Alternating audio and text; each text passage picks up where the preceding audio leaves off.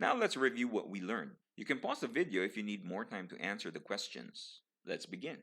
Use the grid method to find the answer to 395 times 11.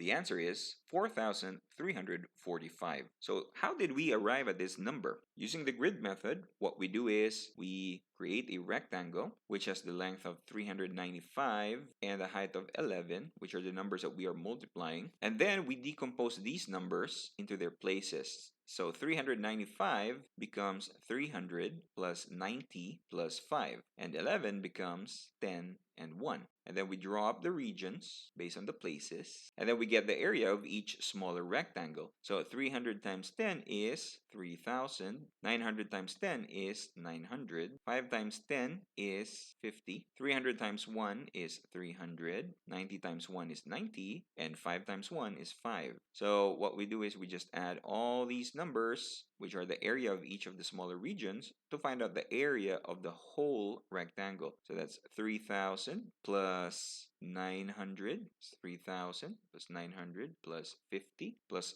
300 plus 90 plus 5. And we use the standard algorithm to add all these numbers up. So that's 0, 0, 0, 0, 0 plus 5, that's 5. And then we have 0, 0 plus 5 plus 9, which is 14. And then we have 9 plus 3 plus 1, which is 13. And then we have 3 plus 1 plus 0, which gives us 4. So our answer is 4,345, which is the answer to 395 times 11. If you found this video helpful, give us a like or a thumbs up. We will really appreciate it. Also, watch our other math help videos and playlists that we made for you. Keep on learning.